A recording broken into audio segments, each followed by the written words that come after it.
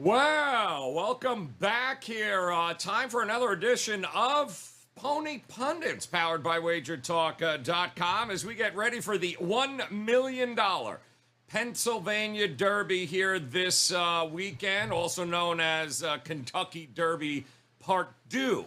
And who better to actually break it all down here and figure out how to cash a few tickets out the window this weekend than the pundits themselves, as we welcome back in Marco D'Angelo in the house, as is Sig here. And Sig is just tired of eating steak. How is that steak, Sig? Every time I look at Marco's Twitter feed, apparently there's a steak, there's you. Were you eating steak with Marco, or was Marco just trying to bring up terrible memories for you this weekend? Oh, no, Joe. Marco and I both enjoyed a nice steak on Wednesday with our good buddy, the track announcer at the Meadows back in Washington, PA, Jeff Zidek.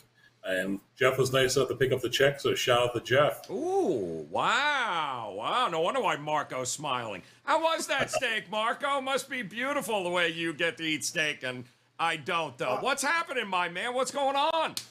Well, we enjoyed the steak, that's for sure. Took our buddy Jeff to the oldest steakhouse in Las Vegas. Ooh. If anybody's not tried it, it's Bob Taylor's ranch house, and it is way out there.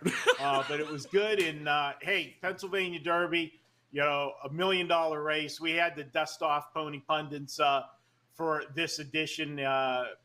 We've missed a few weeks, not really any big races to follow.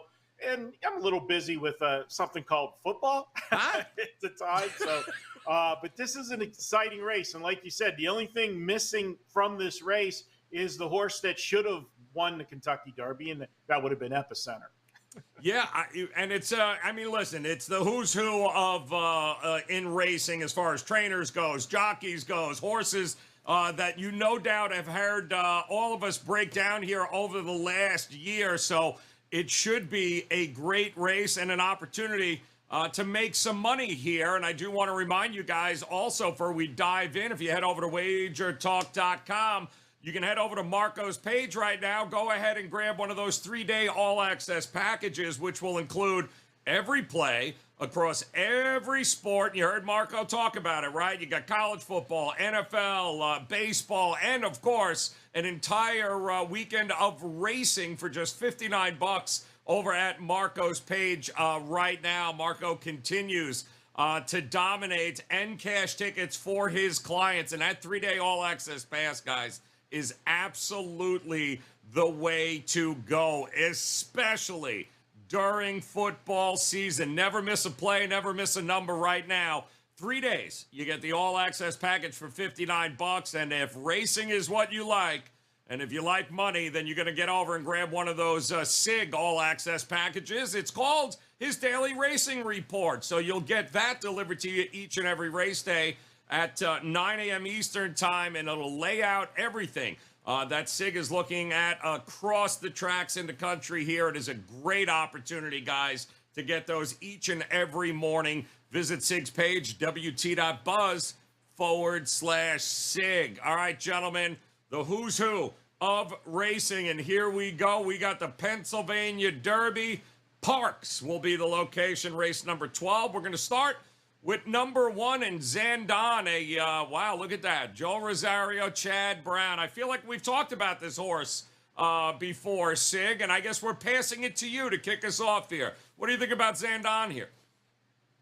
Well, Joe, I've been high on Zandon since back in the spring, had a future on the Kentucky Derby. We're not going to talk about that. I can let things go, unlike my colleague over there, Marco. Woo! But you did mention the biggest change we're going to see with Zandon here is Joe Rosario's up and on board here for Chad Brown. Flavian Pratt's ridden this horse basically for his entire the bulk of his 3-year-old campaign here, including in the Kentucky Derby, the Jim Dandy, the Bluegrass that he won. Rosario's coming aboard. I talked to some people. I couldn't get any information. I'm trying to figure out why, if the change was made here because Pratt opted off, or if Brown opted out of Pratt in the Rosario. And I'm thinking it's more the latter here.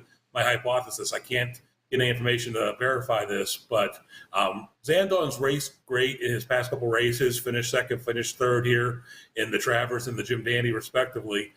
but he never looked like he was going to be in a position to win either of those races. And I'm thinking that Chad Brown's looking to make a little change here, take a rider like Rosario, who's great at time in that late run, just to get that horse up there at the wire, and may pull this horse back a little bit early on. There's a lot of early speed in here. The Baffert horse, Taiba, is definitely going to be on the front end here, and they may go a little bit fast. I see Zandon as being one of the horses that takes a shot as they get to the top of the stretch here. I think he's definitely a contender in this field, and I'm looking for some improvement out of him with the rider change. Let me just see here. Is Epicenter in here? No, it's not. So he should be fine, Zandon, since he's always right up Epicenter's ass watching him finish first. Number 2, Marco, Icy Storm here. Interesting horse here. It's a nice number, too. Is that 30-1? I'm seeing right up your alley. Go ahead. Let's see how creative you can be in saying toss. Come on. All right. Icy Storm has as much of a chance of winning this race as a snowball in hell. Woo! Okay. I don't know why they put this horse in this race. This is one of those ones that maybe the local connection want to say I had a horse race in the Pennsylvania Derby, because this horse has 4 wins. The first win was a maiden race last May, and then didn't race again until this year, January, resurfaced. 3 bad races, 4 bad races, 5 bad races, then rolls off 3 wins in a row. Those 3 wins were in 12 5-claimers and 16 claimers. This horse has 0 shot. Move on, toss him, whatever you want to do. At least he doesn't have to travel too far. Number 3 here, B-Doc. Talk to me here, Sig. Interesting with Doug O'Neill here.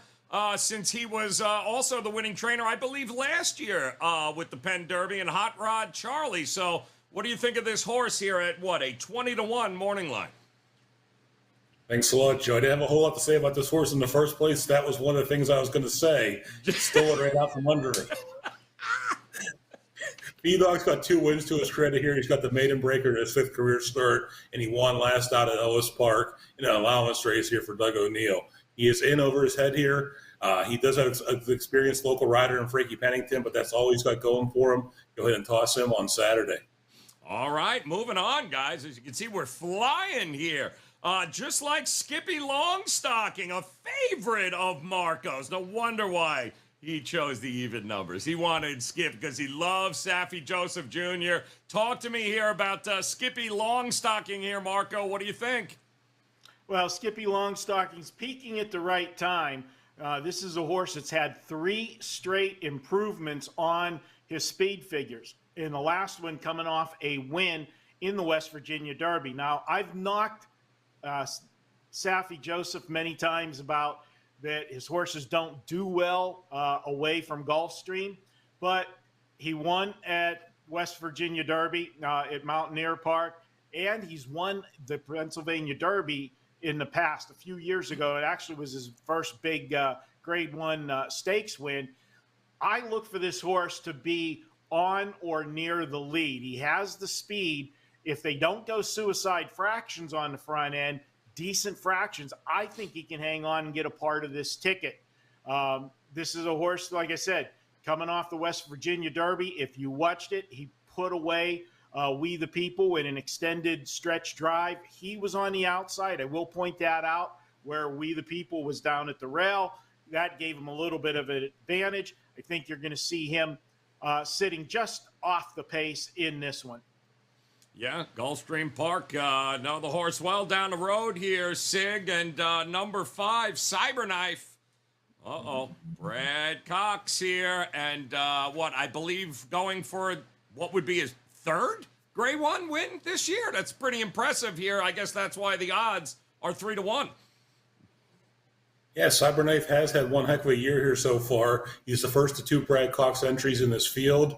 He only has 2 poor performances on his resume right now. The first was his first foray in the stakes competition back in January at Fairgrounds in the Lecomte, where he finished 6th. And then he finished 18th in this year's Kentucky Derby. But if you guys remember, I think Marco just referenced it too, those suicide early fractions. Cyberknife was up with those early horses going way too fast on the front end. Couldn't maintain that, faded late, finished 18th in that field. But otherwise, you look at his resume, and it looks pretty great. I mean, he's hit the exacta in every other race of his career here. He held on for second in last one's Travers after taking the early lead that day, and he won the Haskell over Taiba, who we're going to see in this field as well, on a very well-timed run by jockey Florent Giroux here. He's also going to be aboard on Saturday. I think this Gunrunner Colt has a lot of potential in here, and I think he's a contender on Saturday. Ooh, liking Cyberknife as a possible contender here.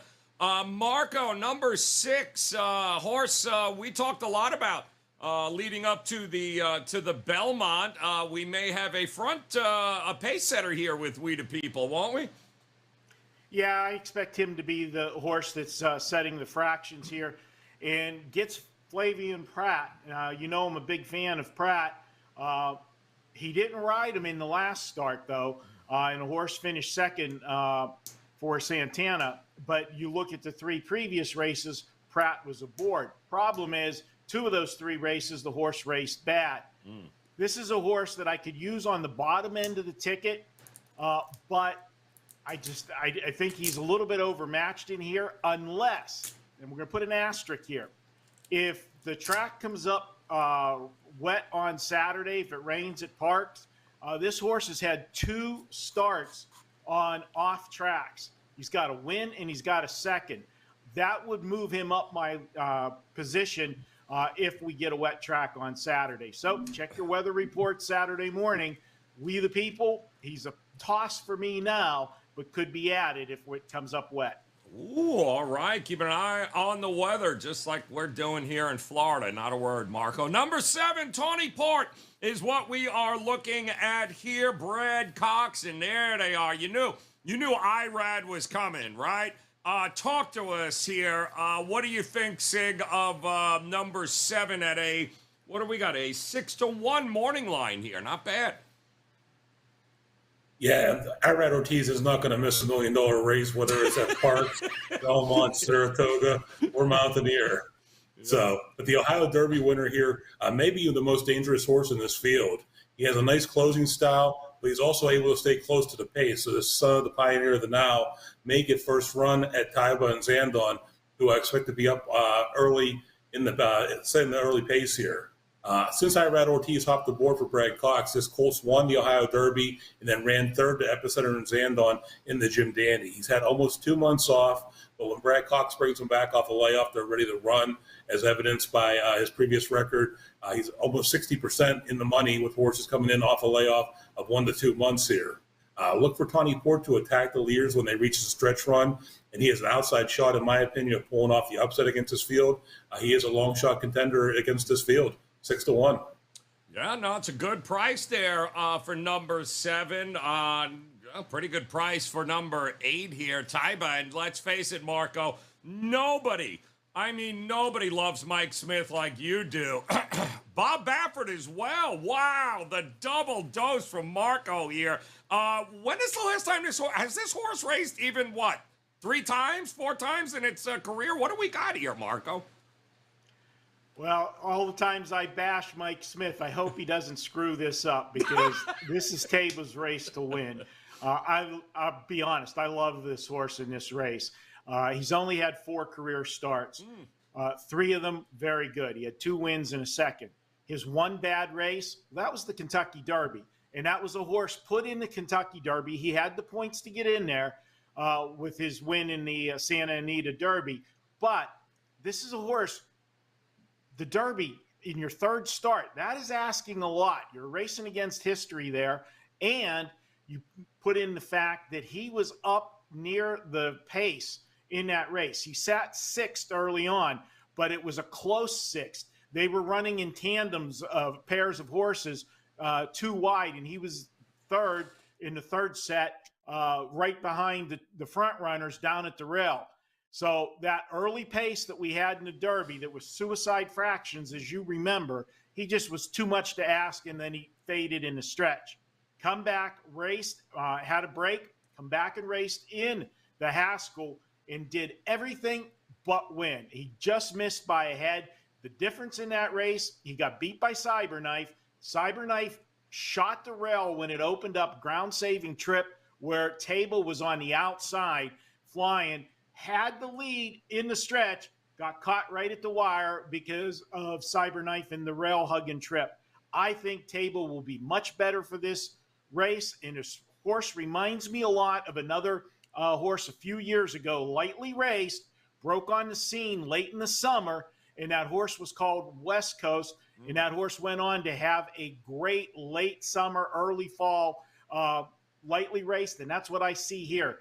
They finished first or second here. You'll see them in the Breeders' Cup somewhere on that card that day. I like this horse a lot, and if I can get 5-2, I'm going to be hammering it on Saturday. All right, well, let's see where that goes there. But number 8 looking good for Marco. And here's a horse we know all too well here, Sig. Number 9, Simplification. A lot of success down in South Florida here at Gulfstream. Hasn't been bad at all here. So what do you think? A live long shot for you? I'm not going to use him as a live long shot here, Joe, but he definitely is consistent, as you said. He always shows up, evidenced by the 7 in the money finishes in 10 career races here. But while there were high hopes for him coming off that Gulfstream Park Derby trail, where he had a win, a second, and a third in those 3 big preps at Gulfstream, we basically saw over the course of the Triple Crown season that Gulfstream path to the Derby wasn't the strongest in there, with Way to Barrio, Simplification, and a few others that just didn't really make any impact on the Triple Crown trail here. And while Simplification could hit the board here, I don't think it's likely given the talent, the rest of the field here. I'm going to use him deep on some exotic tickets, maybe in that 3rd spot, some trifectas, 3rd and 4th spots on a couple of superfecta tickets, just in case he gets up there. But I don't see him making much of a difference against this field. All right, moving on here to number 10. Oh, this is going to be another creative toss for Marco. I feel it. Naval Aviator here, Marco. 20-1. What do you think, Marco? Yeah, I'm not going to make as much fun of Naval Aviator as I did the other horse. This horse was claimed off of Brad Cox, and I got to say, just for claiming a horse off of Brad Cox, the trainer's got a big set of you-know-what, because you generally don't claim horses off of top trainers like Brad Cox and move the horse forward. But that's what he did. He claimed the horse for $50,000 3 starts back. In the 2 starts that they've had him, he had a win and he finished second. Now, granted, the win came right back in a 50 claim, or put the horse right back in. Brad Cox didn't claim the horse back. And then the next race, they put him in a straight allowance race, and he finished a good second. What I like is his speed figures, 4 straight where they're moving upward. This horse is improving. Is he improved enough to hit the ticket? Maybe only on the superfecta. And one of the things that you look at when you claim a horse off of a big barn like Brad Cox, you're generally not going to be a better trainer than Brad Cox. But sometimes when you get a horse lost in the shuffle of a big stable that isn't in the A tier, kind of gets lost in the barn. And that might have been the case with this horse, and getting the attention of a smaller trainer, smaller barn, the horse has improved. So not a complete toss, but I'll use him only on the bottom end of a try or a superfecta. Yeah, Joe Sharp there just outbid Marco D'Angelo just by a hair, Sig. It was so close. Marco wanted this horse here, and that leads us to number 11. White Abarrio, Sig. Got all these Florida horses coming here. All right, I'll say it, Sig. He can't win outside of Florida. I'm sorry. So go ahead. What do you think of White Abarrio here at a 8-1 morning line? I can't argue with what you just said, Joe, here. He is the second Saffie Joseph entry in this field, and he has yet to win outside of his home base of Florida and Gulfstream Park. Though the second place finish at Tawny Port in the Ohio Derby proves he can race outside the Sunshine State. But while he was in his last race, the Haskell, he faded late, finished way back from that field there. There was no indications of an injury coming out of that race, and he continued to work over the summer at Saratoga, but he never raced at Saratoga, which raises a big flag for me. Why would you trade him, move him basically up from Monmouth to Saratoga, trade him there all summer, and never race him at Saratoga, which is arguably the most prestigious meet of the year? So I'm wondering what Sappy Joseph's thinking here of White Barrio. The Florida Derby winner looks like the lesser of the two entries that Joseph has in here. I think Skippy Longstocking is definitely more on the improve than White Barrio is here. I'm going to pass until I see more out of White Barrio. He's a toss for me. All right, he's tossing White Barrio. Obviously, guys, the Pennsylvania Derby, the most talented 3-year-olds from around the country, around the world will be there. And now it is time to figure out which one of them finishes first, second, third, fourth. What do the cards look like? From the Pony Pundits and Sig, I'm going to come back to you here, man. Start us off here, and then we'll see how many horses Marco copied from you. Go ahead, Sig. Tell us, what do you got for us, my man? All right, Joe. I ended up on 3 odd horses and 1 even horse here. You guys already heard my thoughts on 3 of these 4 horses. I ended up, I got Zandon on top at 5-1. I can't pass up this price. I like the rider change for Rosario, and until Taiba shows me, I think everybody that I've talked to this week says Taiba is the horse to beat, and they're going to be throwing money at him hand and fist. So I think you're not going to see the 5-2 on him here. But I think he has a big shot against this field. I think having some time off here, since that Haskell race where he finished second, the Cyberknife is definitely going to benefit him here. Backert's been working him longer. The last 2 worked for 6 furlongs and 7 furlongs at a nice brisk pace. So he's going to be nice and fit for this race here. I see him going out early and trying to basically just stay at the very front end of this field and then take over when asked by Mike Smith here. So I'm hoping they'll get a price here with Zandon at 5-1. I think that's the best price we've seen on him all summer since that Bluegrass win. But I think Ty was going to give him a run for his money here.